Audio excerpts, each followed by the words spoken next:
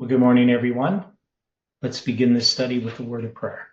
Dear Father in heaven, we are so thankful for the opportunity we have again this morning to open your word and to review the light that you've given us on Daniel's last vision.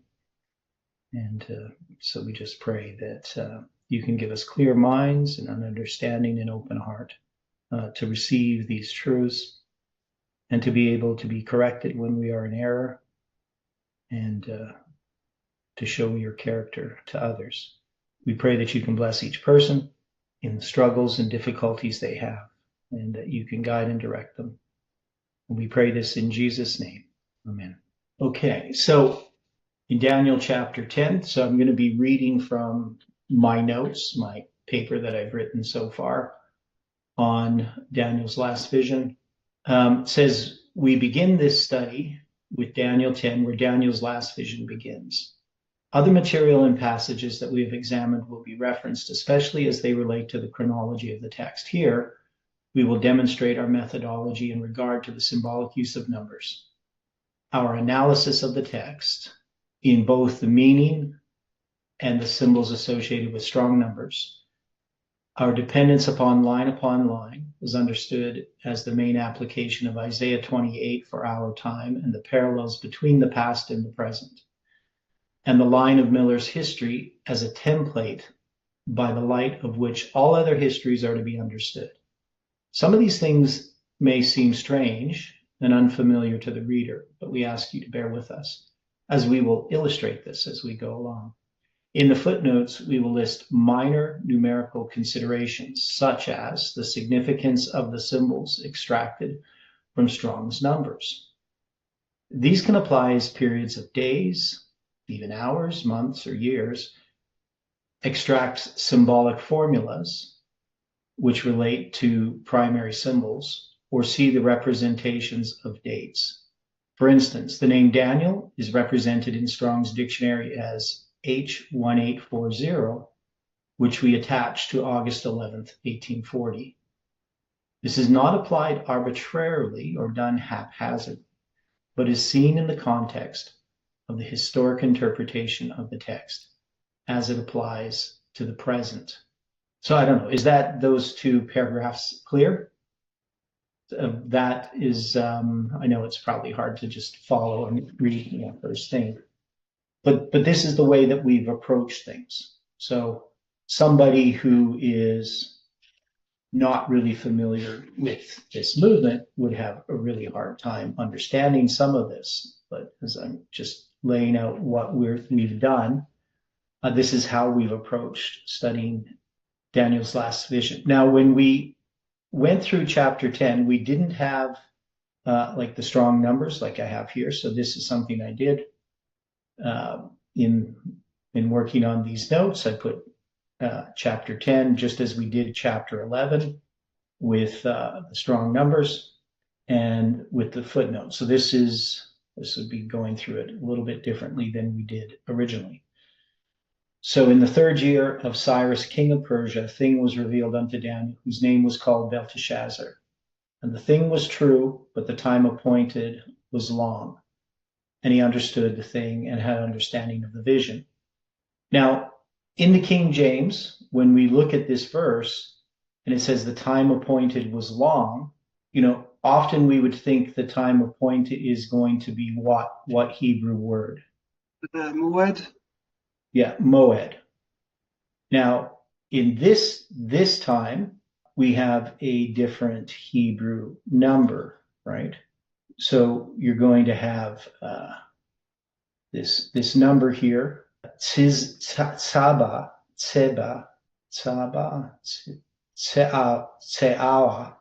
I'm not sure. Tseawa. There's two different ways it can be spelled. Here, I'd have to look at the Hebrew. But anyway, it's a word that means a mass of persons. Or at least it comes from 6633. Now, 6633, we're familiar with that. What's 6633? I didn't put this in these notes here, but this word that's translated as time appointed in the King James is 6635, and it comes from 6633. Does anybody remember what 6633 is as a number? Does that relate to the footnote you have there? Yeah, oh, I do have the footnote there. Yeah. So there are 6,633 days from September 9th, or not, pardon me, September 11th, 2001 to November 9th, 2019. Okay. So, I mean, is that interesting? So somebody, of course, who's reading this paper, they just started reading it and, they're going to look at this time appointed and they're going to see my footnote. They're not really going to have the context to understand that. So I say this significance will be noted later, right? But the fact that it's 6635, not 6633, doesn't really matter in this context, right? As a symbol, we can say this word comes from 6633, so we can relate it, okay? Does that make sense to people? Do we accept the idea that when we look at the Strong's number and it tells us it's from 6633, that we can relate it to that way? Now, the idea of the meaning of the word is because it's not moed, which is a feast or an appointed time, right? That is the feast on the Jewish calendar, and can refer to a congregation as well, to those that come to the feast. But here, this word, tsaba, it means a mass of persons or figurative things, especially regularly organized for war, an army, by implication, a campaign, literally or figuratively.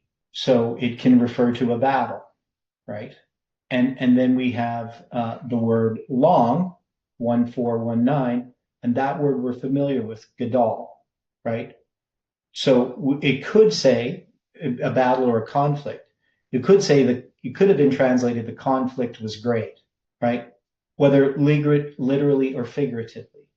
Now, in the context here of Daniel chapter 10, it makes much more sense to address it as the conflict or controversy, that this is the conflict between Christ and Satan that's being described here. Does that make sense to people? That we can see that this is really addressing the great controversy. It's not addressing a period of time, even though we can say that that time appointed refers to 6633, which is a period of time from 9/11 to November 9th, 2019. So you can see the sort of layers that we were looking at when we're studying Daniel's last vision. Okay, now when we look at the third year of Cyrus, regarding the chronology of this vision, there's been some confusion as to the date of Cyrus' third year here referenced. Oh, and I just got to go back. Well, just so remember that he understood the thing, that's the Debar, and had understanding of the vision, the Marat, right? So the thing that he doesn't understand, we're going to see later, is going to be the prophetic mirror. The Kazon is not the topic when it says the vision there, and it's going to be the Marat. So regarding the chronology of this vision, there's been some confusion as to the date of Cyrus's third year here referenced. In Daniel 1 verse 21, we read, "And Daniel continued even unto the first year of King Cyrus." This means that the third year mentioned in Daniel 10:1 cannot be after the first year of Cyrus, right? So if it says that Daniel is going to continue unto the first year of King Cyrus, that if it's talking about the third year here, it cannot be after the first year of Cyrus. There's some other options that we hadn't looked at when we studied this. So I say, how is this possible? First, we must recognize that Cyrus' true reign began long before he became king of Babylon, having begun his reign as the king of Persia in 559 BC, with the fall of Babylon on October 13th, 539 BC. With the fall of Babylon on October 13th, 539 BC, he became king of lands, while his uncle Darius assumed the title king of Babylon. It was within about 2 years from the fall of Babylon, with the death of Darius, that Daniel then received this title and became the sole king, uniting the kingdom of Persia. The third year then referenced would be from the fall of Babylon. Sorry, you said that Daniel received this title. Should it not be Cyrus? Oh, yeah, you're right. Okay, thank you. Okay, good. Oops, wrong keyboard. There we go. Cyrus then received this title and became sole king, uniting the kingdom of Persia. The third year then referenced would be from the fall of Babylon and not from the death of Darius the Mede in the fall of 537. Now, there's different ways that we could address this, and so it's probably something we actually need to study together. When we reckon his first year from the spring of 536, as seen in Daniel 1, verse 21, while the third year is an ordinal count from the fall of 539 BC, we then reckon his first year.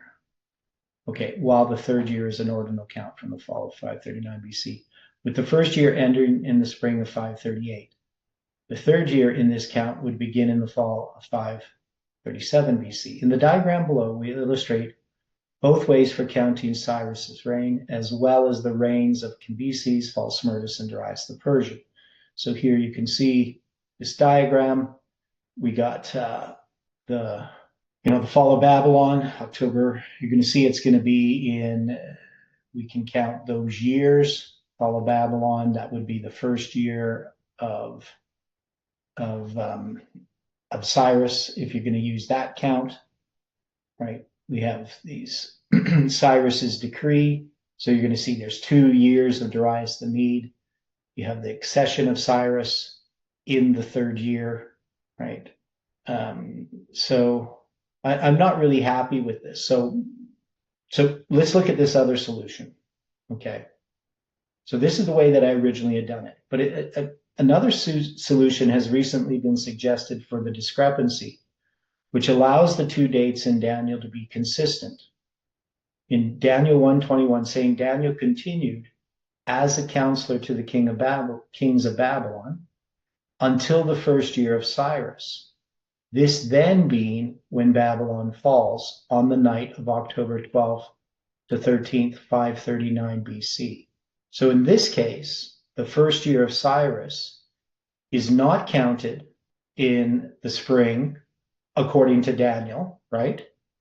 That in the book of Daniel, he's going to call the first year of Cyrus when Cyrus conquers Babylon. Okay, so in either case, the third year in Daniel 10 would still be in the spring of 536 BC. If we are to argue that the third year is 534 BC, as Uriah Smith and many commentators do, not only do we have a chronological discrepancy, but we have no explanation for the context of chapter 10. What is going on in the heart and mind of Cyrus at that time? The text does not say. The only struggle that fits is his decision to fulfill his purpose as the Lord's shepherd. So get rid of this.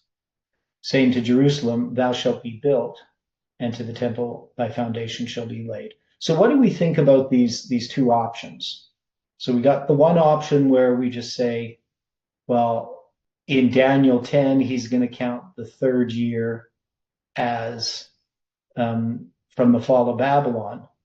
But that's in an inconsistent use of that description, right? So if he continues only unto the first year of Cyrus, that could be referring to the time that he's as a counselor to the kings of Babylon. Because once Babylon falls, Daniel is no longer the third in command of the Babylonian kingdom, so to speak, or whatever you want to call it. He's not a counselor. Like, obviously, we know Belshazzar is going to make him the third ruler in the kingdom. But once Babylon is conquered, Daniel isn't the third ruler in the kingdom, and neither is he a counselor to the kings of Babylon, right? Stephen, do you have a comment on this at all? Well, he does become to Cyrus. Cyrus was going to make him head of, there was like 120 something provinces, whatever. Right. But that's going to be separate from what's being said in Daniel chapter 1, right? You understand what I'm saying? Yeah. So and where do we find that specifically? That's chapter 6. Yes. So in chapter 6, it pleased Darius to set over the kingdom 120 princes, and over these 3 presidents, of whom Daniel was first. So we know that Daniel is going to be placed under Cyrus as a prince, right? Or a president, I guess it is. Or Darius. Yeah, Darius. Yeah, Darius is going to. So once Babylon is conquered by Cyrus and Darius, Daniel's going to be placed in this position of responsibility. But he's now under a different kingdom. So does it make sense to say that Daniel continued under the Babylonian kingdom unto the first year of Cyrus, which is going to be this year, where Darius becomes king? Does that make sense? Because what that does is it allows for an internal consistency in Daniel and how he refers to the reign of Cyrus. I don't know what people think. Maybe not everybody understands this issue. But since Daniel's writing the book of Daniel, and he says that Daniel continues, that is himself, continues unto the first year of Cyrus. And then he talks later about the third year of Cyrus. Either they're not the same count, that is, one is counting the first year of Cyrus when Cyrus becomes the sole ruler, the other one talking about the third year of Cyrus from when Babylon falls. But if both of them are counted from when Babylon falls, that would make sense. But whether that's just in my thinking. I see your point. I think it's a good observation to consider that Daniel chapter 1 is just speaking about his time as a Babylonian counselor. But would it not be, to me, it would be nicer if he had just said the first year of Darius rather than to Cyrus. Yes. Yeah, I know. But the thing is, Daniel, there's obviously something that Daniel writing it is not making clear, because he would assume that the reader would understand it, right?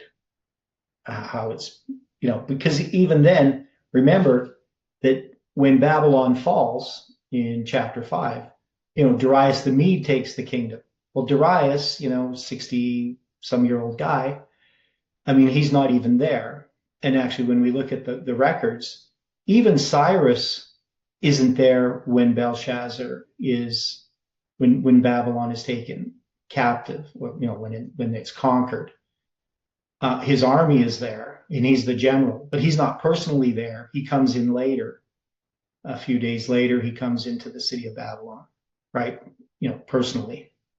So Darius the Mede takes the kingdom. Well, it's actually his army that does, under the command of Cyrus.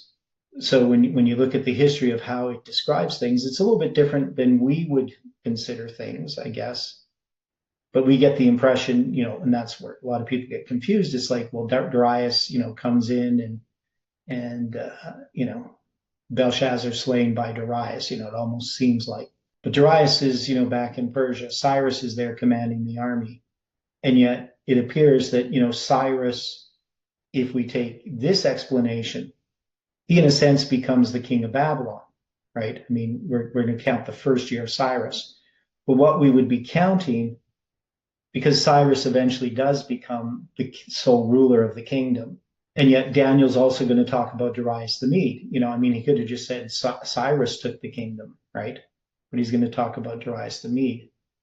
And now I think, of course, there's symbolic reasons why we have Darius and Cyrus involved here. Both are mentioned in Daniel. But you could see how Daniel would count Cyrus's reign from the fall of Babylon rather than from the death of Darius. That would be more consistent.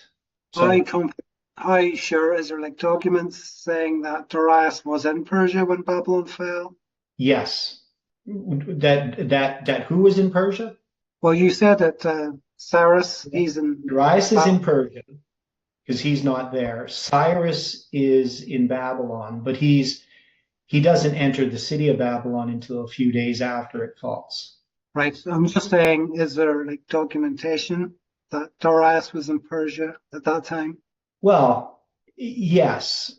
the Nabonidus Chronicles that gives the account of the fall of Babylon shows that Cyrus is the one leading the army, right? Not Darius, and Darius wouldn't be traveling with the army. So it doesn't explicitly say Darius. So part of the thing is Darius isn't called Darius, right? That's actually more a title rather than a name. It's whatever, it's Xerxes, or however you say his name.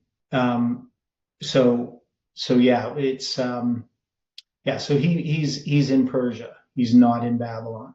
But there isn't a document saying when Babylon falls that Darius the Mede is in Persia, but he is, based upon the history. Does that answer your question? But this, is there like an element of conjecture in that there? It's just like assuming. We don't really know for sure, but it's likely he's in Persia. Yeah, it would be conjecture based upon how old he is and the fact that Cyrus is commanding the army. Because if he was in Babylon, he would be the commander of the army. Yeah, I think it's a reasonable conjecture. Yeah. But just maybe there's not a lot of documentation there. I mean, the only thing we have really is the Nabonidus Chronicles. That's the only contemporary document we have. So we have later Greek authors writing about that history. We do have, of course, documents like cuneiform tablets, with dates of kings' reigns and their titles and so forth, that are used to mark and date these documents. But they don't tell us, particularly where any of these kings are at any particular time.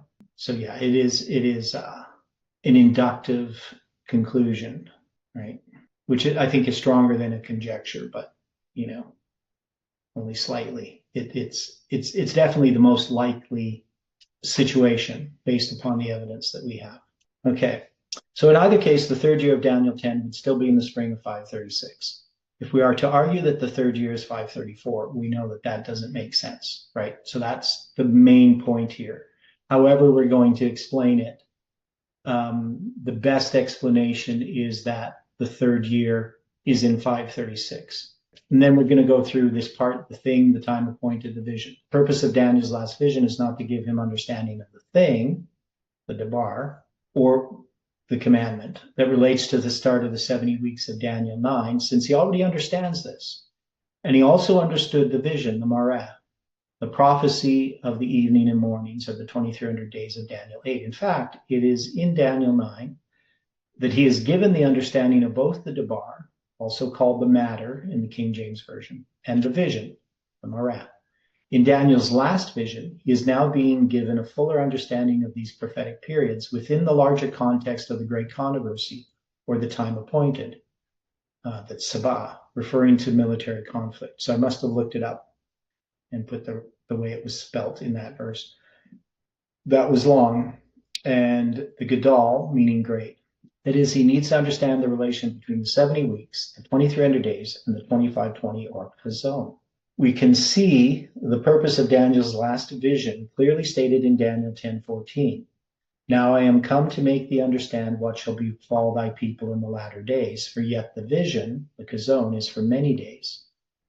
In Daniel 11 itself, the Chazon is not only directly named as such in verse 14, so it mentioned Daniel 10:14, and then we also talk about Daniel 11 verse 14, so it's not a typo, and actually happens to be verse 14 and 10 and 14 that are tied together, or 10 and 11. So verse 14 in chapter 10, 11 that I'm tying together, where the breakers of thy people, or Rome, establishes the vision, the Chazon, right? But it is addressed by different symbols in its different parts throughout the chapter, expressed variously as indignation. That's the Za'am 2195, which has two ends, first and last, and the time of the end, 65:6, et and Kates, right, 7093, and the appointed time, or moed.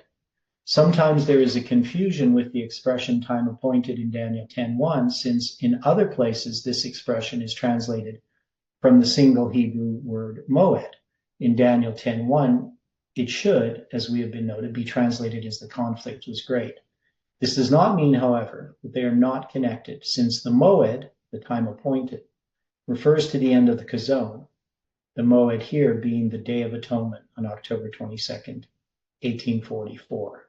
So you can see that there is a connection between these ideas, that there's this great controversy that's connected to these prophetic periods, and these prophetic periods also are connected to the word moed. I probably need to explain it a little more clearly in that paragraph. At this point, it may be hard to follow for those unfamiliar with the 2520 prophetic mirror. This refers to the combination of two different periods of 2520 years. The first one proclaimed by Miller that ended in 1844, and the one understood by Hiram Edson ending in 1798. It has only been in this time that the significance of these two periods and their connection has been clearly seen. We will bring out the connection of these periods and illustrate them fully as we go through this study. Here we can simply say that these periods form a structure that begins with the start of the 65-year prophecy of Isaiah 7 verse 8, commencing when given in 742 BC and ending with the formation of the Seventh-day Adventist Church in 1863. It should be not his structure, but this structure. This structure contains 4 BC dates: 742, 723, 677, and 457, as well as 4 AD dates: 538, 1798, 1844, and 1863. If these are drawn on a line, the structure and its significance can be clearly seen, and some familiar prophetic periods will draw our attention. The captivity of Hoshea in 723 and Manasseh's captivity in 677 may be unfamiliar to some readers, but for Seventh-day Adventists, the other dates are generally well known. Right? So we're all familiar with that. In those days, I, Daniel, was mourning 3 full weeks. I ate no pleasant bread, neither came flesh nor wine in my mouth. Neither did I anoint myself at all, till 3 whole weeks were fulfilled. And in the 24th day of the first month, as I was by the side of the great river, which is called Hiddekel. So the chronology of Daniel's prayer. So I'm going to address this chronology here. The details of the timing of Daniel's prayer is rarely addressed, though we can date it with accuracy, knowing that the 3rd year of Cyrus here is the 3rd year from the fall of, and that shouldn't have an apostrophe, is the 3rd year from the fall of Babylon. Sorry, I'm correcting my paper here. This detail helps us in understanding the relation of Cyrus' decree to Darius' decree and their connection to the periods of 70 years in Leviticus 26 and the Babylonian captivity. Though this paper does not address this in detail regarding how Leviticus 26 is fulfilled for ancient Israel in periods of 70 years, an understanding of Leviticus 26 and its relation to Daniel's prophecy has been addressed in other papers. Daniel gives us the date for the last day of his prayer, that is 3 full weeks, or literally 3 weeks of days, Shalosha Shabuim Yamim in Hebrew. Since the prayer ends on the 24th day of the first month, this can be dated as April 23rd, 536 BC, whether we use the biblical or Babylonian calendar for this date. The 3 weeks would be 21 days inclusive, making the first day of his prayer as April 3rd.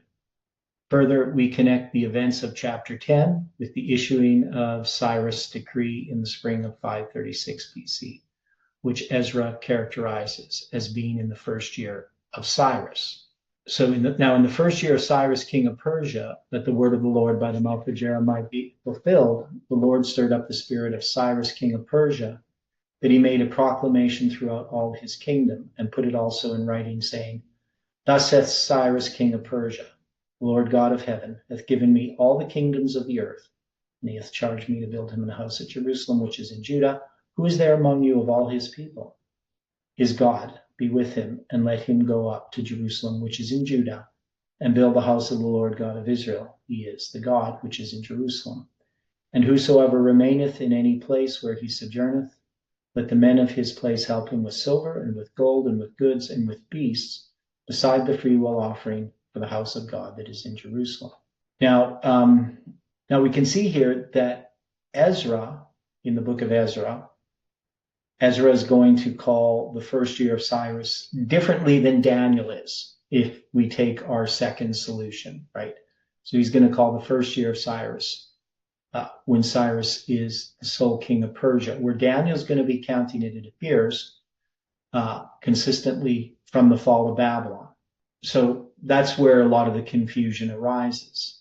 But you can see why in Ezra they're going to consider this more the first year of Cyrus rather than when Babylon falls, because Cyrus does become the king of Persia, like the sole ruler at that time, right? So it's still one of those things that, is going to confuse people. So I need to make it really clear in this paper, address it probably in a bit more detail. Okay, this is followed with the return of the Jews to Jerusalem prior to the fall of the year, with the setting up of the altar on the first day of the 7th month, about 5 months after the issuing of Cyrus's decree. The journey from Babylon to Jerusalem takes about 4 months, as we find in Ezra 7. If the Jews left Babylon a few weeks after Cyrus' decree in the 2nd month, they would have arrived at Jerusalem in the 6th month. And it says, and when the 7th month was come, the children of Israel were in the cities. The people gathered themselves together as one man to Jerusalem. Then stood up Joshua the son of Josedek and his brethren, the priests, and Zerubbabel the son of Shealtiel and his brethren, and builded the altar of the God of Israel, to offer burnt offerings thereon, as is written in the law of Moses, the man of God. And they set the altar upon his bases, for fear was upon them because of the people of those countries. And they offered burnt offerings thereon unto the Lord, even burnt offerings morning and evening. They kept also the Feast of Tabernacles, as it is written, and offered the daily burnt offerings by number, according to the custom, as the duty of every day required. And afterward offered the continual burnt offering, both of the new moons and of all the set feasts of the Lord that were consecrated, and of everyone that willingly offered a freewill offering unto the Lord. From the first day of the 7th month began they to offer burnt offerings unto the Lord, but the foundation of the temple of the Lord was not yet laid. So we can see that this fits in with Cyrus' decree being in the spring of 536, in what is called here the first year of Cyrus, but in the book of Daniel would have been the 3rd year of Cyrus, right? So that's where the confusion arises, okay? But we can see that this is going to be consistent. Then I lifted up mine eyes and looked, and behold, a certain man clothed in linen, whose loins were girded with fine gold of Uphaz, his body also like the beryl, and his face as the appearance of lightning, and his eyes as lamps of fire, and his arms and his feet like a color to polished brass, and the voice of his words like the voice of a multitude. This description matches that of Christ as seen by John in Revelation 1, verse 13 to 15. Looks like I have a smaller font there. Yeah, okay. We take this to be Christ.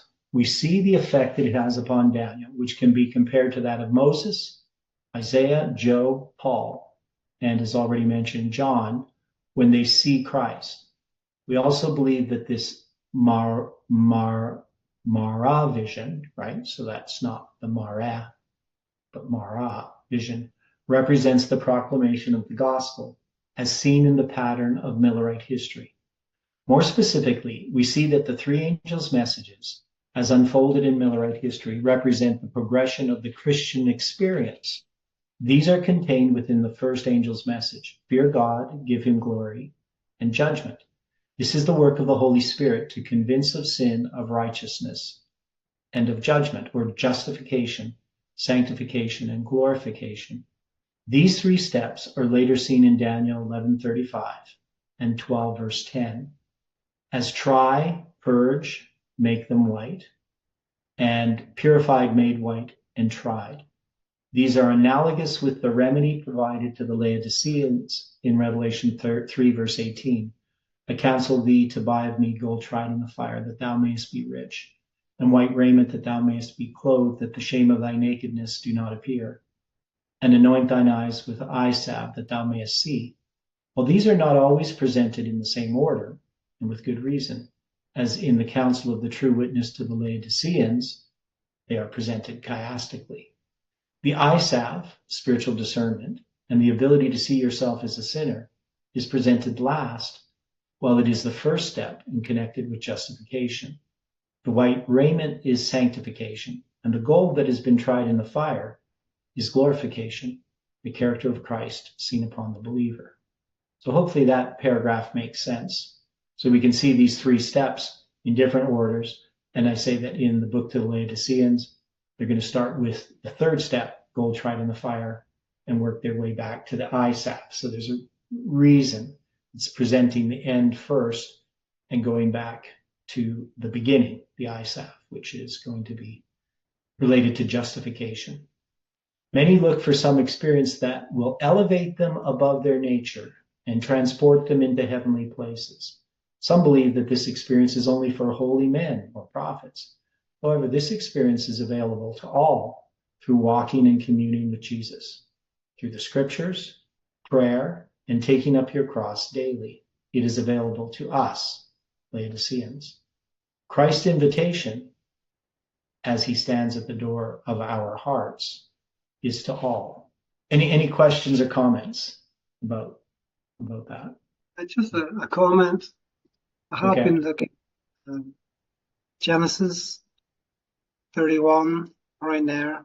It talks about Jacob making a journey from Haran direction. Okay. He might have just been west of Haran, so it might not have been so far, but probably around Haran area, where he flees from Laban. And talks about 3 days later, Laban gets to hear about it, and then it takes him 7 days to catch up with him, and he catches up with him in Gilead. So the understanding there is about maybe 10 days, could be, depends how things are being counted, could be a few days more. Yeah. But generally the distance there is 300 miles or so, so it's near enough, like halfway. If you're going to go from Babylon to Jerusalem, obviously that's longer, but it takes Ezra 4 months. But this here is like even like half a month, and like it's near enough half that journey. So not making any.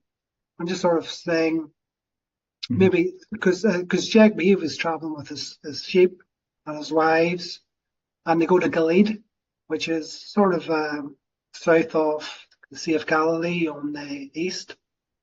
Okay. So I'm just sort of shorter distance, because you're looking at a difference between 300 miles and 500 miles. Yeah, I'm just saying it's been observed. There's quite quick speed there, that Jacob's going, and even for Laban to catch up with him, obviously he's maybe using maybe like 40 miles a day.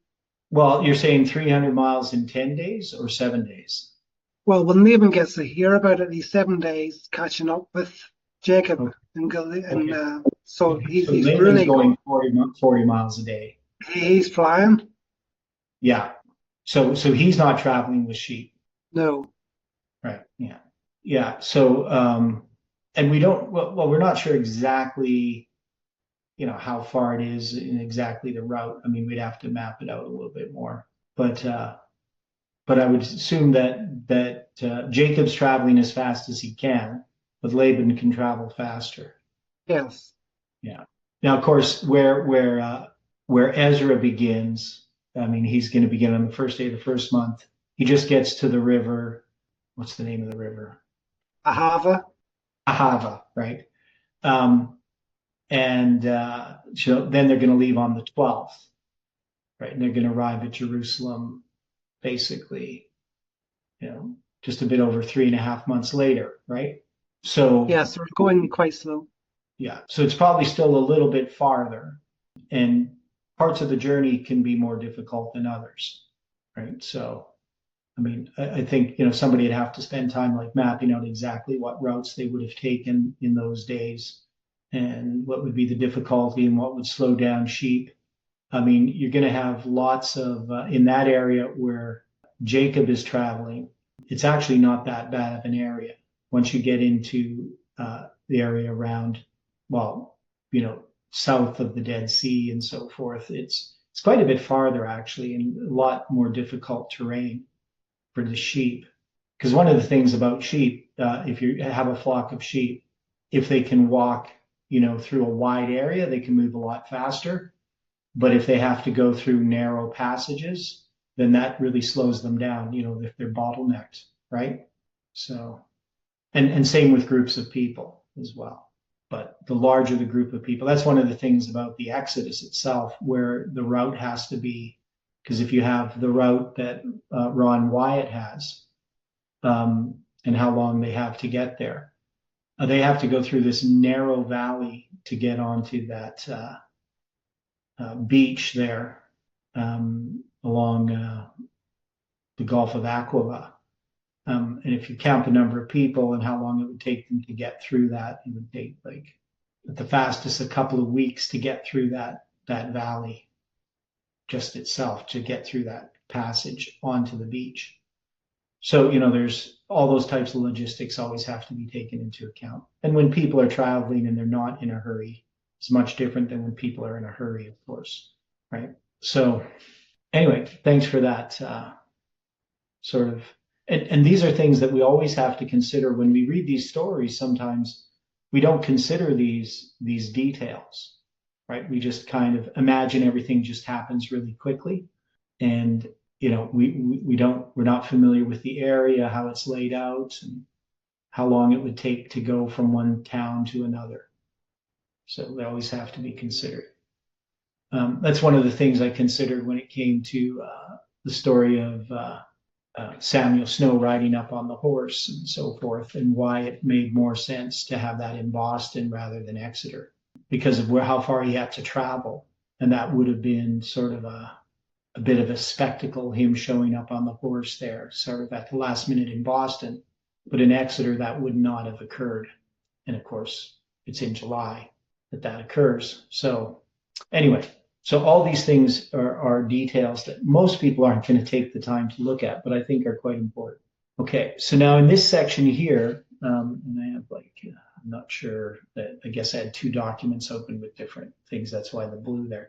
In this passage, we have another word for vision besides kazan or marah, which is marah, 4759, the looking glass. While it is simply the feminine form of marah, it has some added depth in the idea of a looking glass or mirror. It reminds us of two New Testament passages. 2 Corinthians 3:18, but we all with open face, beholding as in a glass the glory of the Lord, are changed to the same image from glory to glory, even as by the Spirit of the Lord. James 1:23. For if any be a hearer of the word and not a doer, he is like unto a man beholding his natural face in a glass. So I think I need to correct this here. The vision that Daniel is experiencing is a revelation of Jesus Christ, the beholding of his character. It is the experience of those who study the prophecies. Many speak of beholding Christ, but are not following the biblical examples of what that really means. The time of test is right upon us, for the loud cry of the third angel has already begun in the revelation of the righteousness of Christ, the sin-pardoning Redeemer. This is the beginning of the light of the angel, whose glory shall fill the whole earth. And for it is the work of every one to whom the message of warning has come, to lift up Jesus, to present to the world as revealed in types, as shadowed in symbols, as manifested in revelations of the prophets, as unveiled in the lessons given to the disciples, and in the wonderful miracles wrought for the sons of men. Search the scriptures, for they are they that testify of him. Okay, so we can see the importance of what this means in beholding Christ. So when we have a revelation of Christ, how does that occur according to the spirit of prophecy? How do we reveal Christ in this statement? So how does somebody receive a revelation of Jesus Christ? Do we sit? Now, I'm not saying that, we don't spend time in prayer, but is it just through some kind of, I'll use the word spiritual exercise? or is it from studying the scriptures? Involves studying, prayer, and obedience. Yeah. So there's lots of things involved. And now when we're presenting this message to the world, we lift up Jesus, and to do that, we present him to the world as revealed in types, as shadowed in symbols, as manifested in the revelations of the prophets, right? So we give to them the scriptures as a way of revealing Christ. Now, it doesn't say that Christ's character isn't going to be seen upon us. It has to be. But the foundation is the scriptures themselves. So the idea that somehow I can just manifest Christ's character, I can just, and these are sort of counterfeits. So they seem to make sense. I need to, spend time with Jesus every day, right? That sounds good, right? But sometimes what people are spending time with is just their imagination, right? So they live in a sort of a fantasy world about who God is and who they are. They're not really coming face to face with Christ to see themselves as a sinner. They're not grappling with the sins in their lives. And in order to do that, we need to come in contact with Christ through the scriptures. So we can't separate these. We can't just have an experience with Christ in the way that God wants us to outside of the scriptures. Obviously, nature also reveals God, right? So, nature is important as well. But the scriptures are absolutely essential.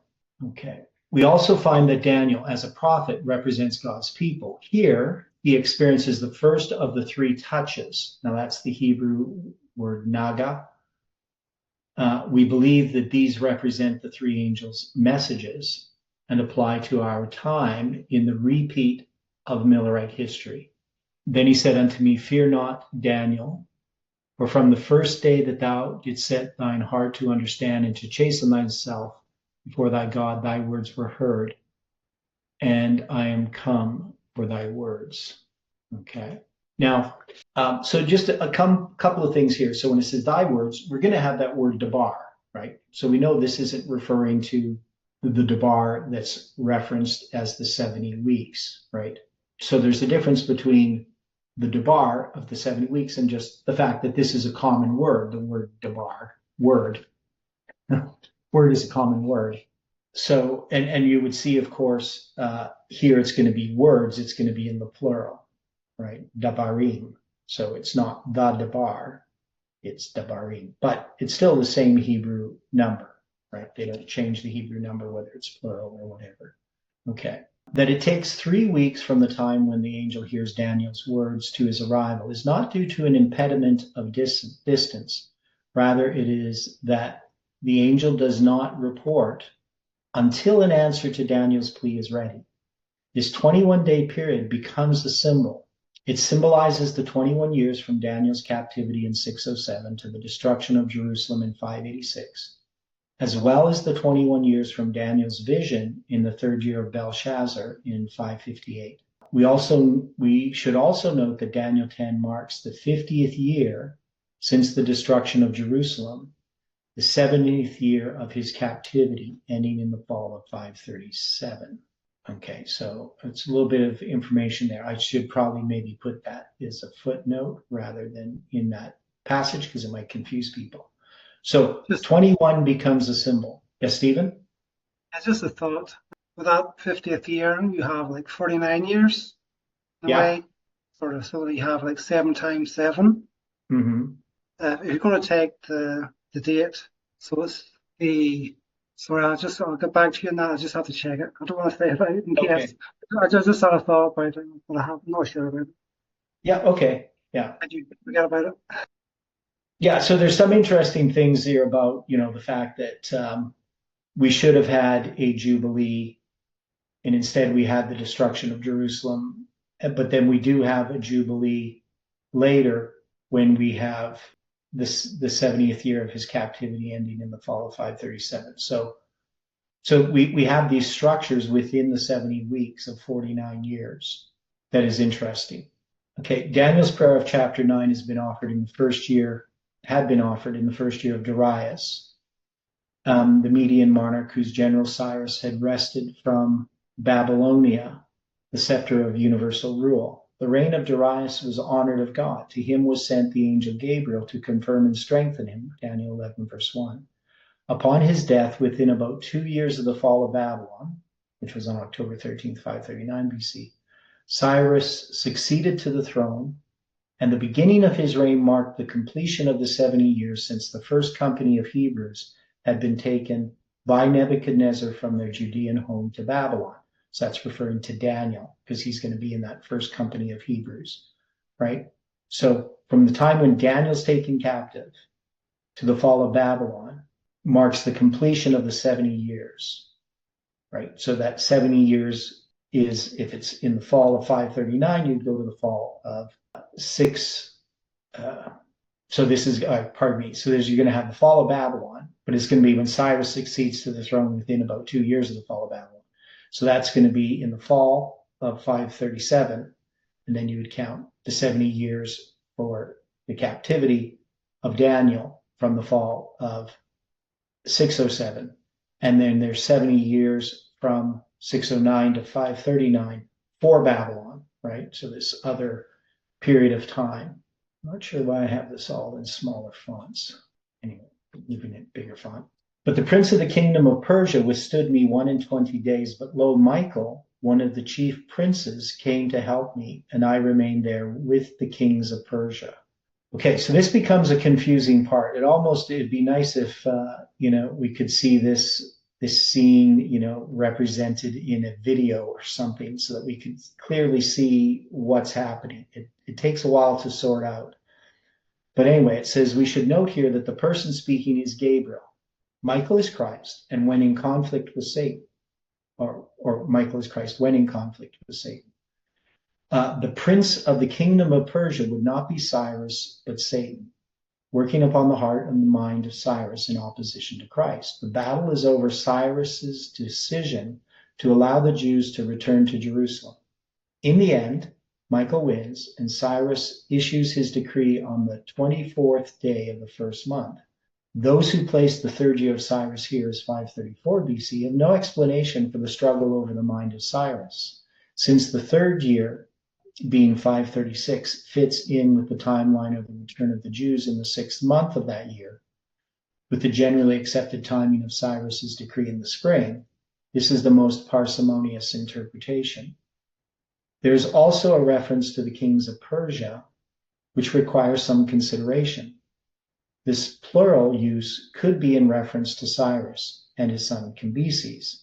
Before his accession, Cambyses had briefly served as the governor of northern Babylonia under his father from April to December 538 BC.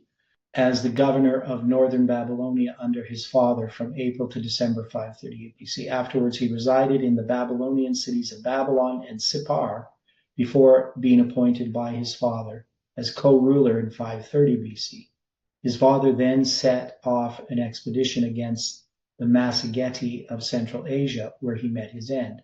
Cambyses thus became the sole ruler of the vast Achaemenid Empire, facing no reported opposition.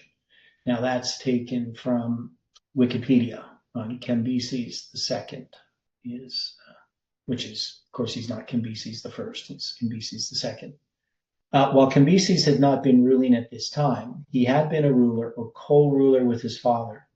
Another option is to see H4428 Malachi as a reference to counsel or advice rather than to the kings, showing that part of the battle is over the minds of Cyrus's counselors, through whom Satan would be influencing him. Then the prince of the kingdom of Persia is Satan, and the kings of Persia are Cyrus's counselors.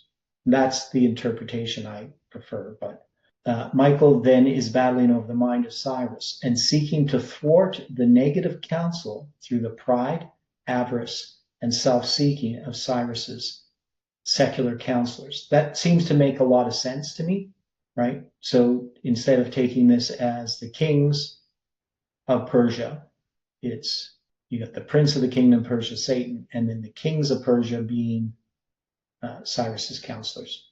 It makes sense to me. Whether I'm correct or not, that's a whole other point.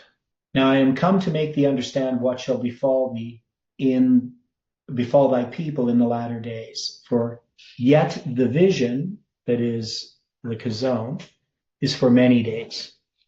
As we noted earlier, the purposes of Daniel's last vision is to instruct him as to the meaning and purpose of the Chazon vision.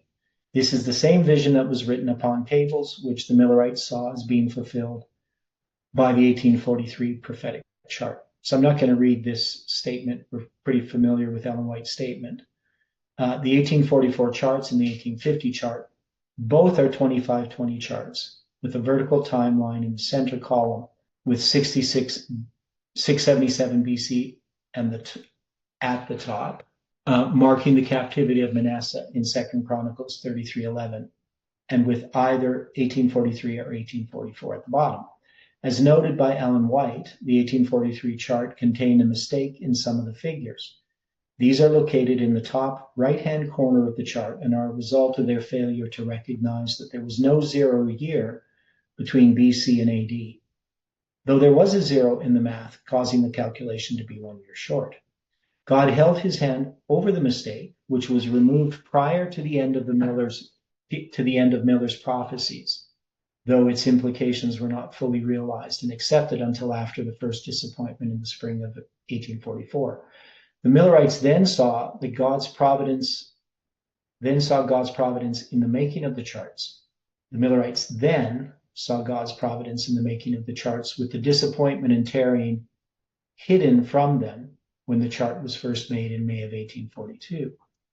As noted, since Daniel already understood the Devar of 70 weeks, that is, the commandment of 70 weeks, or the word, or the matter, or the thing, of Daniel 9, verse 24 to 27, and the Marah of the 2300 days in Daniel 8, it was the Chazon and its connection to these periods that still evaded him. This point had not been noticed by us until recently.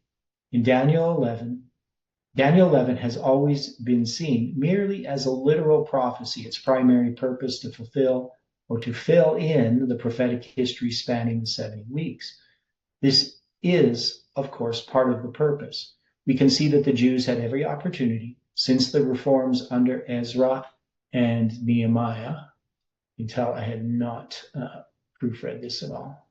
To fulfill God's purposes for Israel. They are, after all, under a period of probation. Yet when Daniel's last vision is seen as a whole, its full purpose in tying together all the various prophetic periods is clearly seen. Let us take a look at this more closely.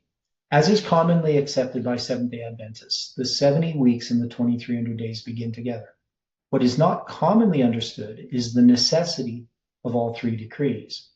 With the third decree of Artaxerxes in 457 BC completing the requirements specified in Daniel 9:25, you cannot have a third without a first and second. Further, while the 70 weeks addresses the close of probation for literal Israel, ending with the stoning of Stephen in 34 AD, the 2300 days extends the time when God's promises to spiritual Israel will be fulfilled, closing with a parallel to the three decrees in the three angels' messages of Revelation 14, which were proclaimed in the time of the Millerites. All of the prophetic periods in Daniel are tied together. It is in the 7 times of Leviticus 26, with the 2520 years for northern Israel, seen in 2 periods of 1260 years, and the fulfillment of Leviticus 26 for Judah in periods of 70 years, over a 220-year period, from 677 to 457 BC, that the scope and significance of both the 70 weeks and the 2300 days are fully realized. Ellen White understood this connection, which is expressed in the Great Controversy. So we're familiar with this statement in the Great Controversy that many people addressing the longest, the longest prophetic period brought to view in the Bible, the longest and last prophetic period brought to view in the Bible. So I'm not going to read that statement just for time's sake. So we understand that issue. And so when I do that, when I quote it, I put it in brackets, defining which are the periods. course, we have added in brackets an explanation of which period she is referring to. While some may object to our interpretation, she is simply expressing the Millerite understanding of the prophetic periods. While Seventh-day Adventists might miss the reference and see the last and longest prophetic period to be the only one they know, the 2300 days, any Millerite would readily recognize that it is the 2520 years that both the 70 weeks and the 2300 days are different portions of. Obviously, the 2300 days cannot be a portion of itself. Some argue that the disciples proclaim the first part of the 2300 days, and the Millerites the last portion of the 2300 days, that is, the 810 years. While there's a mathematical calculation that can be made in this fashion, we never hear them proclaiming the end of the 1810 years.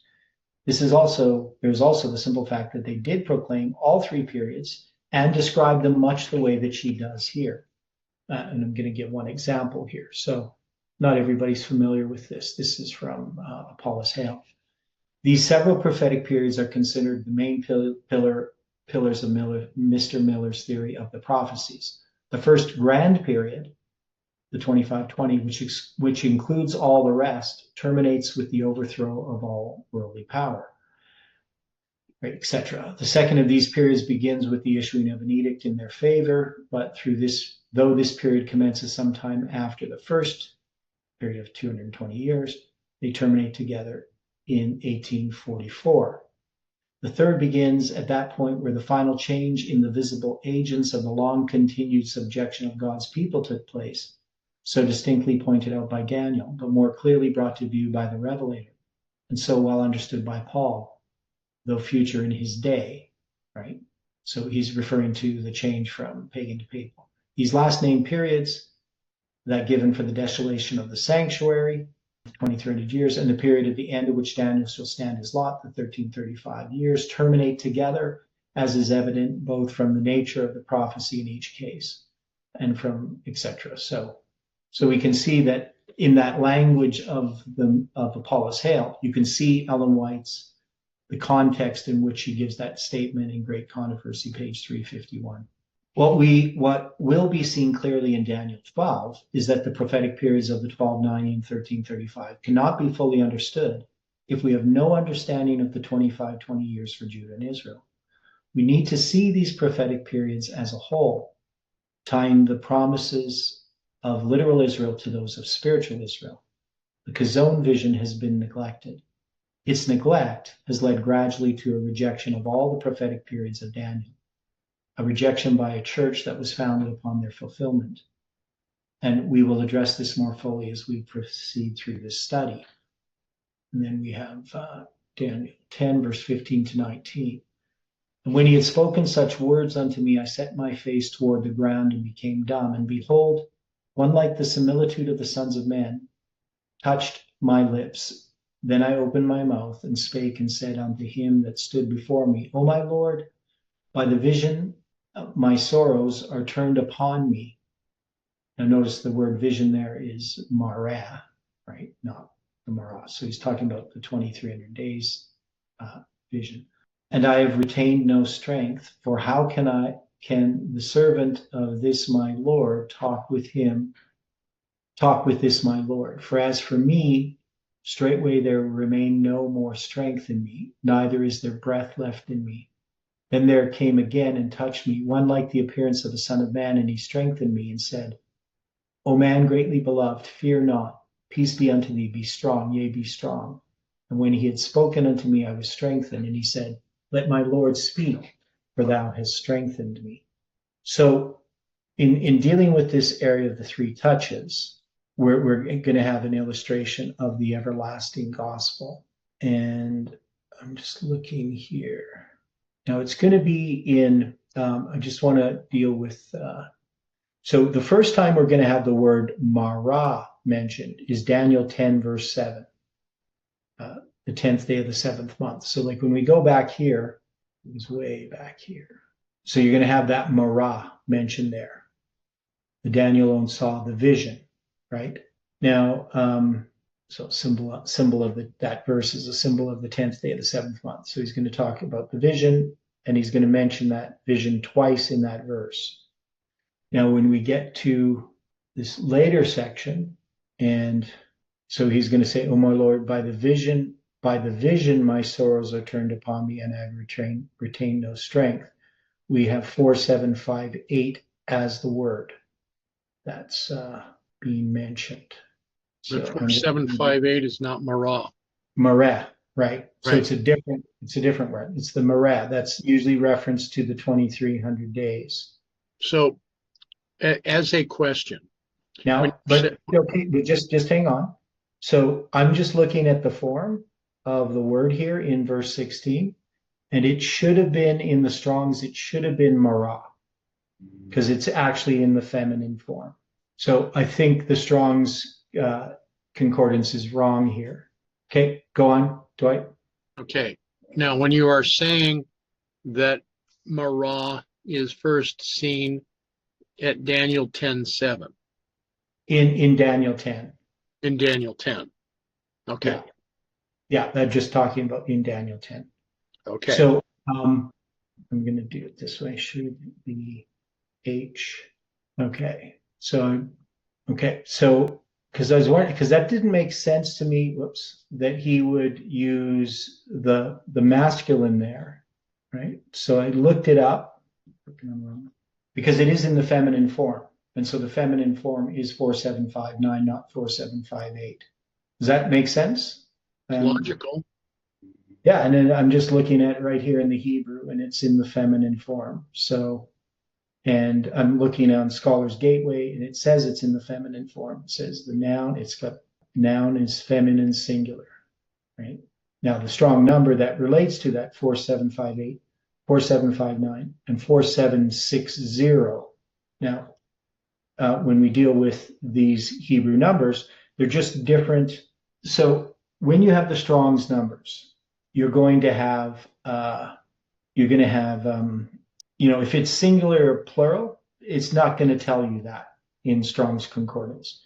So how Strong had decided to group his definitions, there's different forms. I mean, he had to make a decision somehow on how he was going to do that. And he didn't have the singular or plural as a different number, but he does when it comes to masculine or feminine in some instances and not always.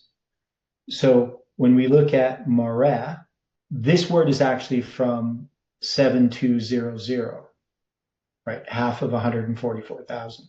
The word means a view or the act of seeing. Now 7200 is Ra'ah, right? So what's in front of this word is you have this word Ra'ah, and then you have a mem, or the letter M, placed in front of the word Ra'ah to become Mara, right? So that's it's almost like a prefix placed upon a word. So the word 7200 means to see, right?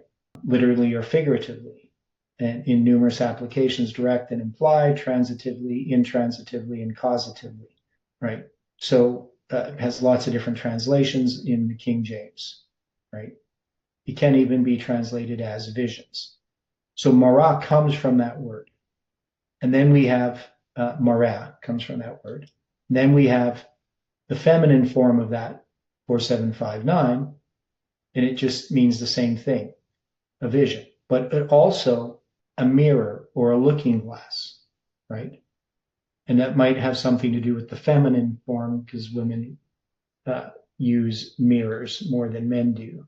And then we have Murrah, which is 4760, and it's just apparently a feminine passive causative participle, something conspicuous that is a craw of a bird from its prominence or crop. So it's often translated as crop.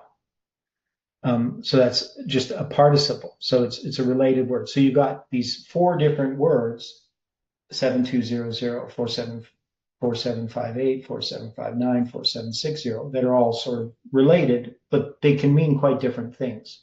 So the strong numbers are helpful, but in this case, Strong uses the wrong number. I'm not sure why. Now, it could be just a typo that somehow crept in. We saw that with where the word vision is in the original Strong's. They actually had the wrong Hebrew number in one place. So they had, I can't remember which one, but they were exchanged. So it should have said, instead of like Kazone, it should have said Marah, or instead of Marah, it should have been Kazone. I can't remember which one it was, but that's been corrected on eSword and in later editions of Strong's. I know my Strong's that I had back in the 1980s had the wrong word for one of those. So it took me a while to figure that out. It was confusing in Daniel chapter 8. Okay, so we're going to deal with, I guess, these three touches. This is an important point in understanding Daniel's vision. We're going to deal with these in more detail tomorrow. The three touches of the everlasting gospel.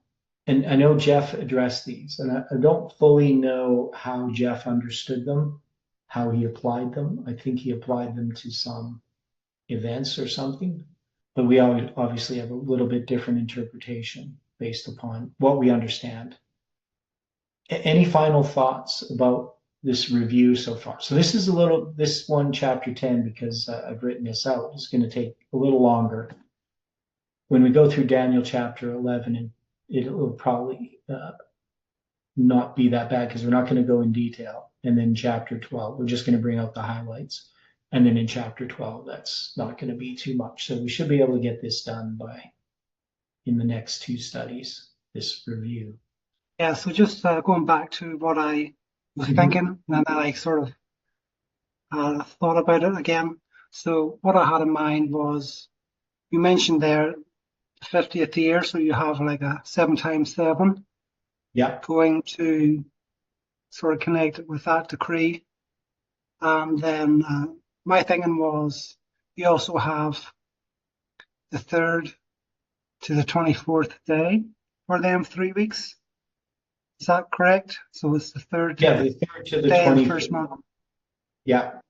So the third day of the first month to the 24th day. Yes. So maybe a bit obscure, but I sort of connected them 3 and 2, 4 together to get the number 324. And Okay. 324 is 18 times squared. So you have an 18 times squared there, and then a 7 times squared. So you have a 187 symbol connecting. I don't know if that's...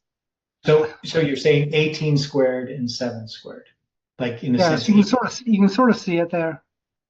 Okay, that's interesting. Okay. So thanks for that, Stephen. So we'll come back to this tomorrow. So let's close in prayer. Dear Father in heaven, thank you for the study here this morning, and we just ask for your continued presence throughout this day. That as we look at in our personal study the things that you are wanting to show us, that we can bring these things together, that we can understand them, and that they will strengthen us. Thank you for all your blessings. In Jesus' name we pray. Amen.